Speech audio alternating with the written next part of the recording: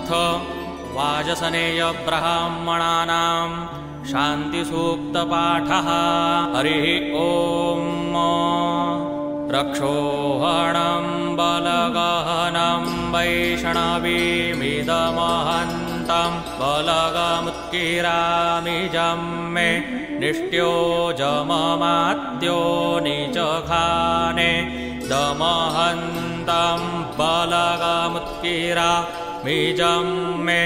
समानो जमसमानो निचखाने दमहन्तं बलगमुत्किरामिजं मे सबन्धुर्जमसबन्धुर्निचखाने दमहन्तं बलगमुत्किरामिजं मे सजातो जमसजातो निचखानोत्कृत्याङ्गिरामि। रक्षोहणो वो बलगहनः प्रोक्षामि वैष्णवान् रक्षोहणो वो बलगहनो वनयामि वैष्णवान् रक्षोहणो वो बलगहनो वस्त्रेणामि वैष्णवान् रक्षोहणौ वां बलगहना उपदधामि वैष्णवी रक्षोहणौ वां बलगहनौ पर्जुहामि वैष्णवी वैष्णवमसि वैष्णवास्थ रक्षसां भागोऽसि निरस्तज्ञो रक्ष इदमहग्गो रक्षो वितिष्ठामीदमहग्गो रक्षो वबाध इदमहग्गो रक्षोधमन्तमो नयामि। घृते नद्या वा पृथिवी प्रोर्णुवाथां वायोभ्यस्तोकाना अग्निराज्यस्य वेतु स्वाहा स्वाहा घृते ऊर्ध्वनभसम्मा ऋतं गच्छतं रक्षोहा विश्वचरेखणिरभियो निमयो हते द्रोणे सधस्थमा सदत अपसरपन्तु ते भूता ये भूता भूमिसंस्थिताः ये भूता विघ्नकर्तारस्ते नश्यन्तु शिवाज्ञया अपकरामन्तु भूतानि पिशाचाः सर्वतो दिशं सर्वेषामविरोधेन ब्रह्मकर्मसमारभे।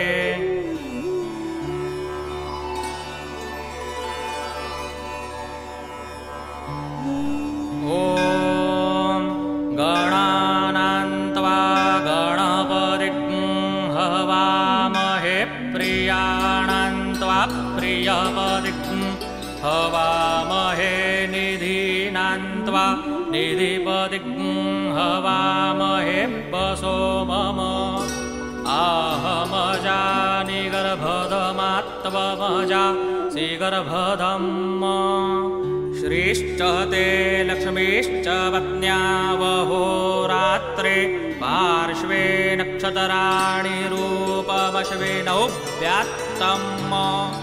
इषणन्निखाणां म एखाण सर्वलोकं म एखाण आकृष्णेन रजसा वर्तमानो निवेशयन्नमृतं मर्त्यञ्च हिरण्येन सविता रथेना देवो जाति भुवनानि पश्यन् इमं देवा असपत्नज्ञो सुवध्वं महते क्षत्राय महते ज्यैष्ठ्याय महते जानराज्या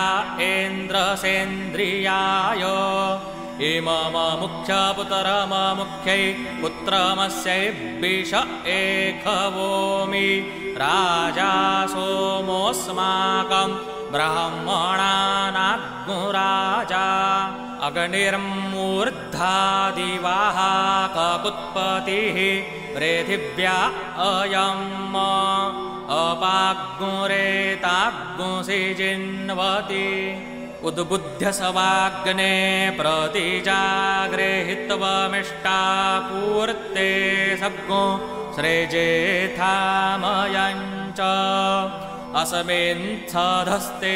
अद्युत्तरस्मिन् विश्वे देवा जजमानश्च सीदत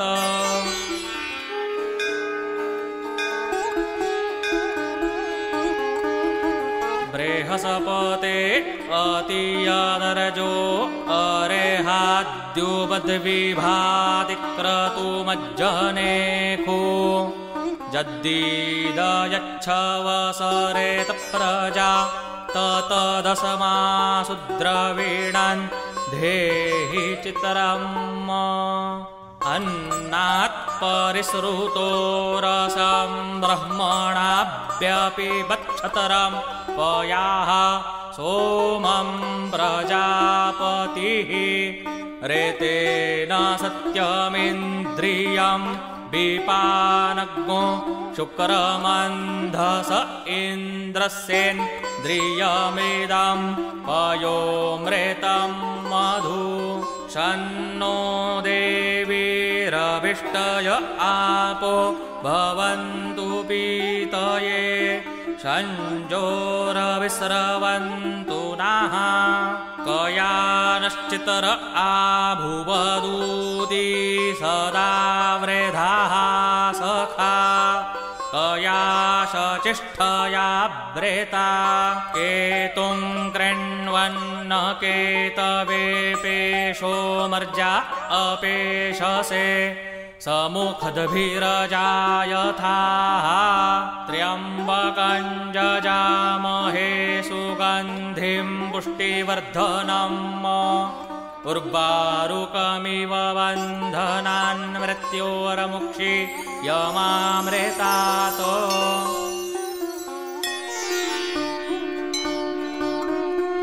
सजोखा इन्द्रसगणो मर्द्भिः सोमं विववृत्रः शूरविद्वान्न जहि शत्रुरपमृधो नूदसवाथा भयं कृणुहि विषवतो नः त्रातारमिन्द्रमवितारमिन्द्रज्ञो हवे हवे सुहवज्ञो शूरमिन्द्रम्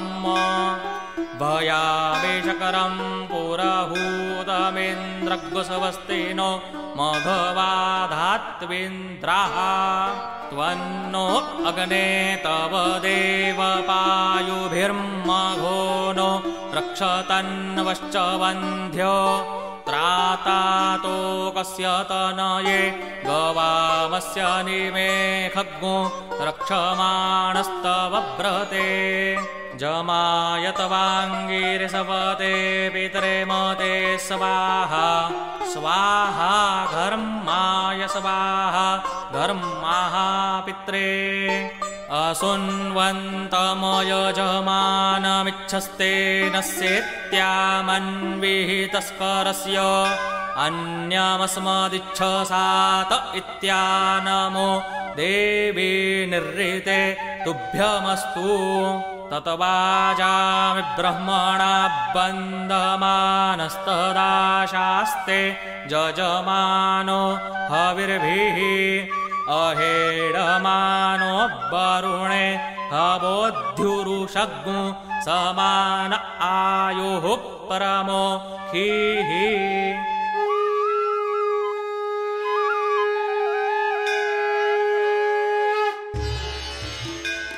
आनो नियुद्भिः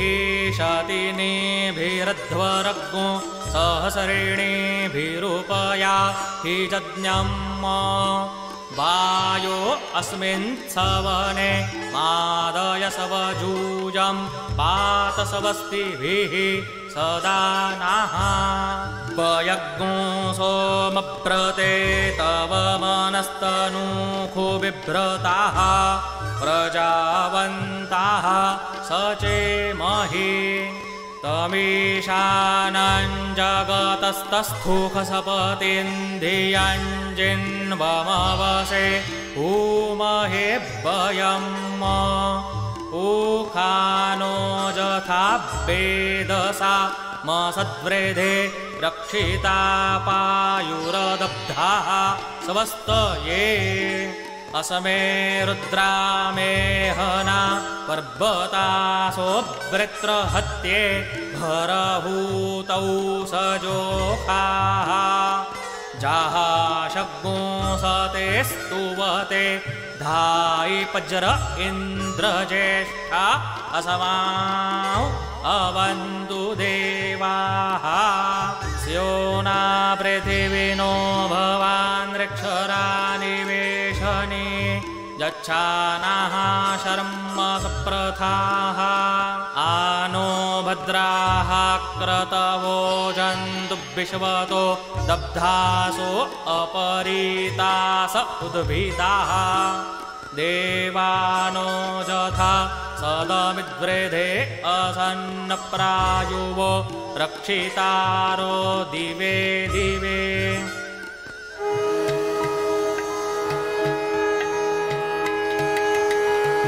देवानां भद्रा सुमतिर्रेजु यतान् देवानाग्मुरातिरभिनो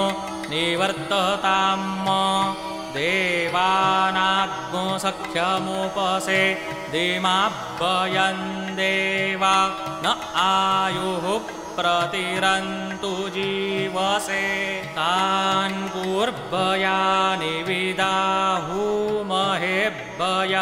भगं मित्रमदितेन्दक्षमश्रीधम् अर्जमणं वरुणग्नो सोममश्विना सरस्वतीनाः शुभकामयस्करत तन्नो बातो मयो बुब्बातु भेखजन्तन्माता पृथिवी तत्पिताद्यौः तद्ग्रावाणाः सोमसुतो मयो भुवस्तदशविना श्रेणुतन्धिषण्या जुवम् तमीशानं जगतस्तस्थुखसपतिन्धियञ्जिन्वमवसे भूमहेभ्यं पूखानो यथा वेदसामसद्वृधे रक्षिता पायुरदब्धाः स्वस्तये स्वस्ति न इन्द्रो वृद्धशर्वाः स्वस्ति नः पूषा विश्ववेदाः स्वस्ति नस्तार्क्ष्यो अरिष्टनेमिः स्वस्ति नो बृहस्पतिर्दधातु प्रेषदशवामरुताः वृषणिमातराः शुभं जावानो विदधे खुजगमयाः अग्निजिह्वामनवाः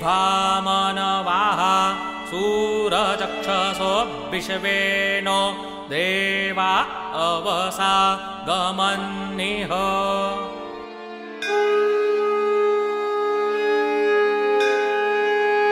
भद्रं कर्णेभिः शृणुयाम देवा भद्रं पश्येमाक्षभिर्जत्राः स्थिरैरङ्गैस्तुष्टुवाग्गुंसस्तनूभिर्व्यशेमहि देवहितं जदायुः शतमिन्नो शरदो अन्तिदेवा जत्रानश्चक्राजरसन्तनूनाम् पुत्रासो जत्र पितरो भवन्ति मानो मध्यारीरिखता युर्गन्तोः अदितिर्द्यौरदितिरन्तरिक्षमदितिर्माता स पिता स पुत्राः विश्वे देवा अदितिः पञ्चजना अदितिर्जा तमदितिर्जनित्वम् रेचं वाचं प्रपद्ये मनो जजुः प्रपद्ये सामप्राणं प्रपद्ये चक्षुः श्रोत्रं प्रपद्ये वागोजाः सहौजो महि प्राणापानौ जन्मेच्छिदरं चक्षुखो हृदयस्य मनसो भाति त्रेण्णां बृहस्पतिर्मे तद्दधातु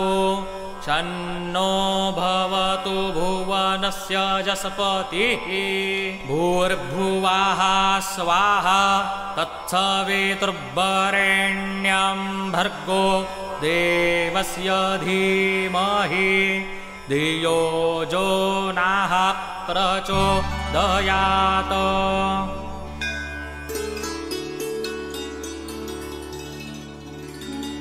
कयानश्चित्र आभुवदूति सदा वृधाः सखा कया शचिष्ठया व्रेता तस्त्वा सत्यो मदानां मग्गोहिष्ठो मत्सदन्धसाः दृढाचिदारुजे वसु अभिखुणाः सखीनामविता जरितरेणां शतं भवास्यूतिभिः कयात्वन्न उत्या विप्रमन्दसे प्रेखन्न कयास्तोत्रेभ्य आभर इन्द्रो विश्वस्य राजति शन्नो अस्तु द्विपदे शञ्चतुःपदे शन्नो मित्राः शं वरुणाः शन्नो भवत्वर्जमा शन्न इन्द्रो बृहस्पतिः शन्नो विष्णुरुक्रमाः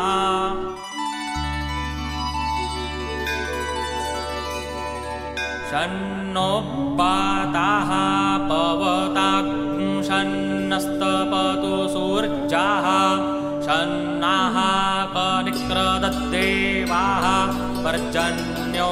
अभिवरेखतु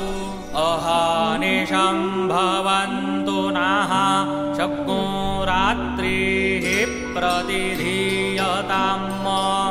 शन्न इन्द्राग्नी भवता मवोभिः शन्न इन्द्रावरुणा रातहव्या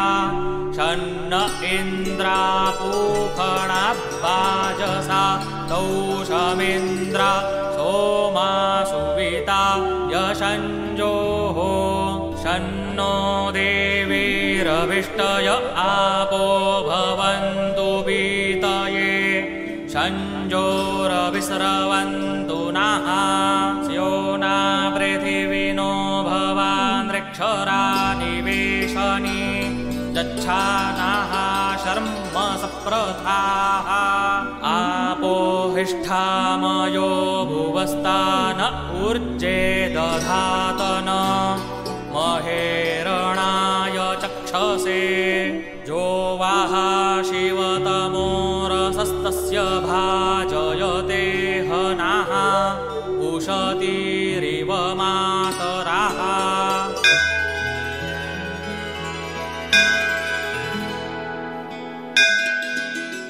तस्मा अरङ्गमामवोजस्य क्षयाय जिन्वथ आपो जनयथा च नः द्यौः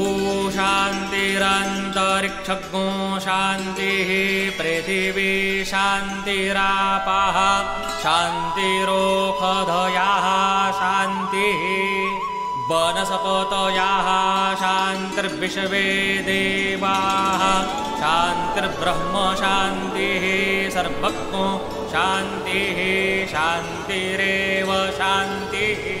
सा मा शान्तिरेधि त्रेते त्रिग्मोहमामित्रस्य मा चक्षुषा सर्वाणि भूतानि समीक्षन्ताम् मित्रस्याहं चक्षुषा सर्वाणि भूतानि समीक्षे मित्रस्य चक्षुषा समीक्षामहे द्रेते दृग्मोहमा योक्ते सन्द्रेषिजिव्या संयोक्ते सन्द्रेषिजिव्या सम्म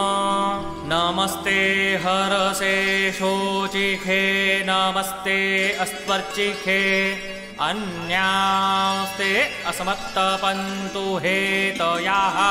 पावको अस्मभ्यग्नो शिवो भव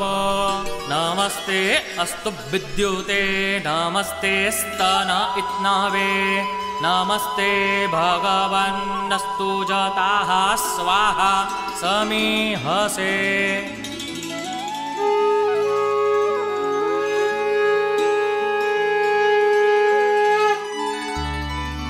जतो यताः समीहसे ततो नो अभयं कुरु शन्नाः कुरु प्रजाभ्यो भयन्नाः पशुभ्यः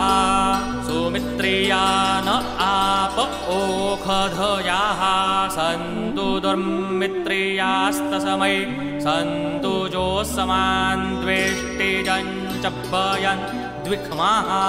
तच्चक्षुर्देवहितं पुरस्ताच्छुकरमुच्चरत पश्येम शरदाः शतं जीवेम शरदाः शतज्ञो शृणुयाम शरदाः शतं प्रब्रवाम शरदाः शतमदीनाः स्याम शरदाः शतं भूयश्च शरदाः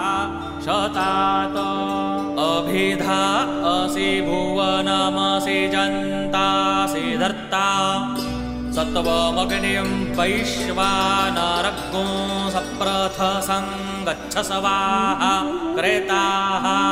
स्वगात्वा देवेभ्यः प्रजापतये ब्रह्मन्नशवं भञ्स्यामि देवेभ्यः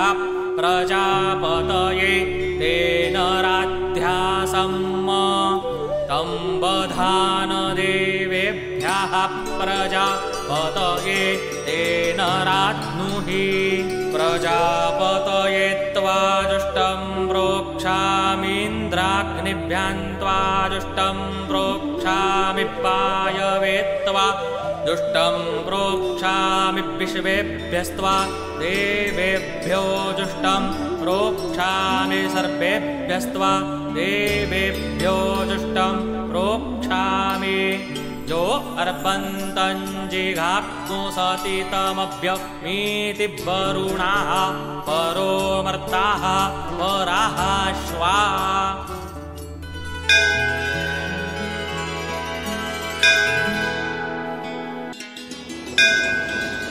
अग्नये स्वाहा सोमाय स्वाहा पामोदाय स्वाहा सवित्रे स्वाहा वायवे स्वाहा विष्णवे स्वाहेन्द्राय स्वाहा बृहस्पतये स्वाहा मित्राय स्वाहा वरुणाय स्वाहा हिंकाराय स्वाहा हिंग्रेताय स्वाहा क्रन्दते स्वाहा वक्रन्दाय स्वाहा प्रोथते स्वाहा प्रप्रोत्थाय स्वाहा गन्धाय स्वाहा घ्राताय स्वाहा निविष्टाय स्वाहोपविष्टाय स्वाहा सन्दिताय स्वाहा बलगते स्वाहा सीनाय स्वाहा शयानाय स्वाहा स्वपते स्वाहा जाग्रते स्वाहा कूजते स्वाहा प्रबुद्धाय स्वाहा विजृम्भमाणाय स्वाहा विचरेताय स्वाहा सगोहानाय स्वाहोपस्थिताय स्वाहा यनाय स्वाहा त्रायणाय स्वाहा जते स्वाहा धावते स्वाहोद्रावाय स्वाहोद्धृताय स्वाहा शूकाराय स्वाहा शूक्रेताय स्वाहा निखण्णाय स्वाहोत्थिताय स्वाहा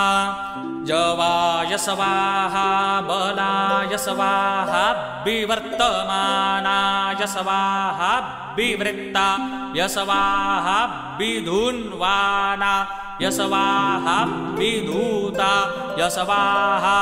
शुश्रूषमाणाय स्वाहा शृण्वते स्वाहेक्षमाणाय स्वाहेक्षिताय स्वाहा वीक्षिताय स्वाहा निमेखाय स्वाहा जदत्ति तस्मै स्वाहा जत्पिबति तस्मै स्वाहा जन्मूत्रं करोति तस्मै स्वाहा कुर्वते स्वाहा क्रेताय स्वाहा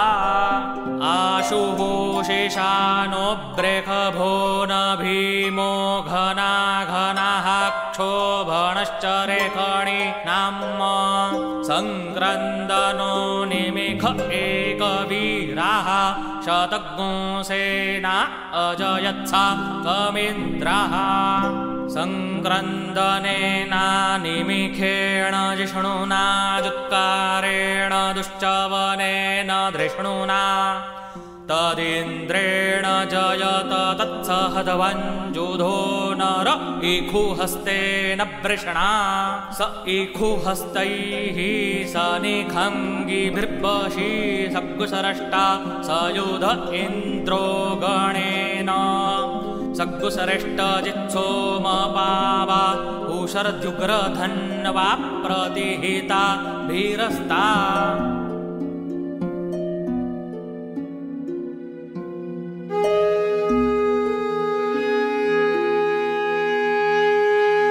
बृहस्पते परिदीयारथेन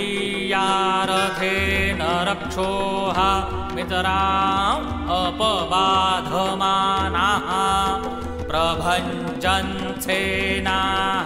प्रवृणो जुधा जयन्न समा कमेध्यविता रथानां बलविज्ञायस्थवीराः प्रवीराः सहसवान्वाजी सहमान उग्राः अभिवीरो अभिसत्वासहो जाजैत्रमिन्द्ररथमा तिष्ठ गोवित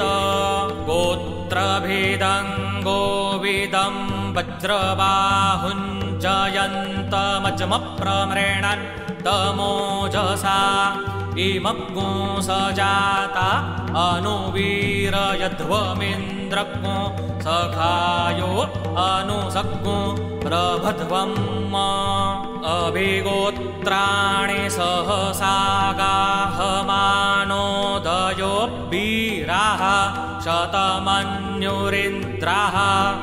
दुश्चवनाः प्रेतनाखाडयुध्योऽस्मा कग्गोसेना अवतु प्रयुत्सु इन्द्र आसान्नेता बृहस्पतिर्दक्षिणा जज्ञाः पुर एतु सोमाः देवसेनानामभिभञ्जतीनां जयन्तीनां मरुतो जन्त्वग्रम् इन्द्रस्य वृषणो वरुणस्य राज्ञ आदित्यानां मरुताग्नो शर्ध उग्रम् महामनसां भुवनच्चवानां घोखो देवानां जयता मोदस्थात्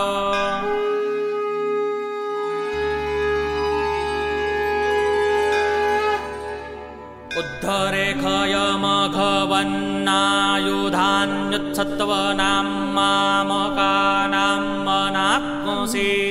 उद्वृत्रहन् बाजिनां बाजिनान्युद्रथानान् जयताञ्जन्तु घोखाः अस्माकमिन्द्राः समृते खुध्वजेख्वस्माकञ्जा इखवस्ता जयन्तु अस्माकं वीरा उत्तरे भवन्त्वस्माकं अवता हवेखु अमीखाञ्चित्तं प्रतिलोभयन्ति गृहाणाङ्गान्यप्ये परेहि अभिप्रेहि निर्धरित्सुशोकै रन्धेनामित्रास्तमसा सचन्ताम् अवसृष्टा परापतशरभ्ये ब्रह्म सद्गोषिते गच्छावित्रान् प्रपद्य स्वमामीखां कञ्चनोच्छिखाः प्रेता जयता नर इन्द्रो वाह शर्म गच्छतु उग्रावाः सन्तु बाहवो न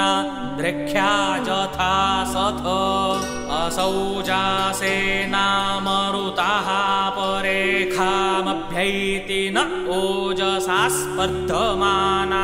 ताङ्गूहत तमसा पव्रतेन यथा मी अन्यो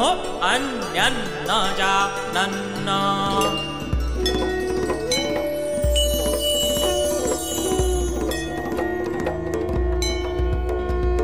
यत्र बाणाः सम्पतन्ति कुमाराभिशिखा इव तन्न इन्द्रो बृहस्पतिरदितिः शर्म यच्छतु विश्वाः शर्म यच्छतु मर्माणि ते पर्मणाच्छादयामि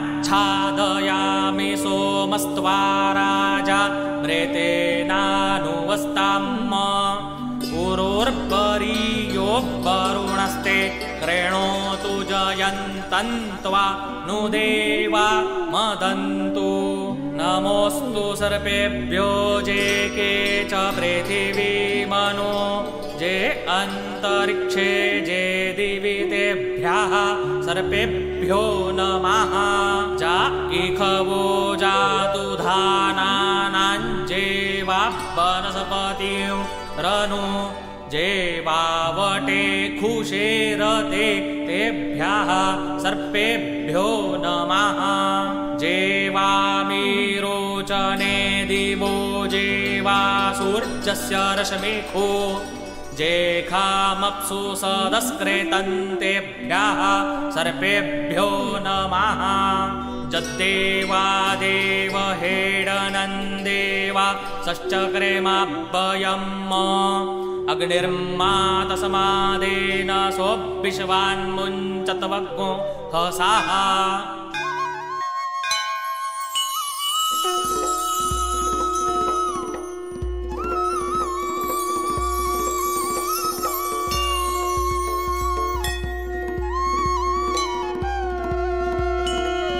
जदि दिवा जदि रक्तमेनाग्मुसि चक्रेमाभयम् वायुर्मा तस्मादेन सोऽविश्वान्मुञ्चन्त्वग्गो हसाः देवस्य तवा सवितुः प्रसवेश्विनोर्बाहुभ्यां पूषणो हस्ताभ्याम्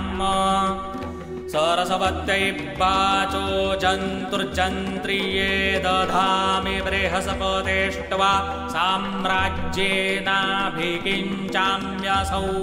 देवस्य तवा सवितुः प्रसवेश्विनोर्बाहुभ्यां पूषणो हस्ताभ्याम् सरस्वत्यै वाचो जन्तुर्जन्त्रे णाग्नेः साम्राज्येन विखिञ्चामि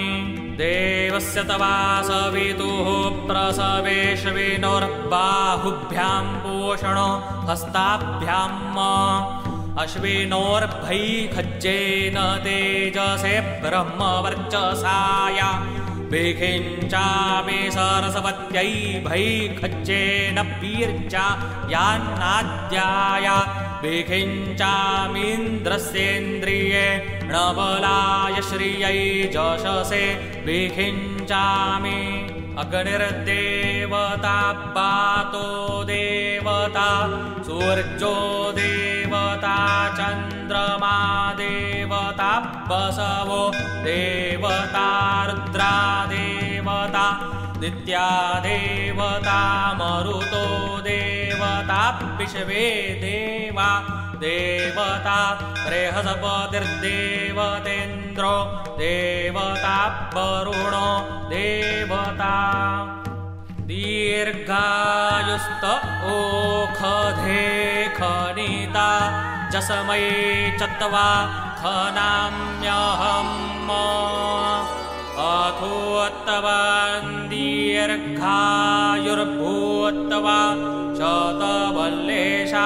वीरो हतात् सुशान्तिर्भवतु सर्वे जनाः सुखिनो भवन्तु इति वाजसनेय ब्राह्मणानां शान्तिसूक्तपाठः।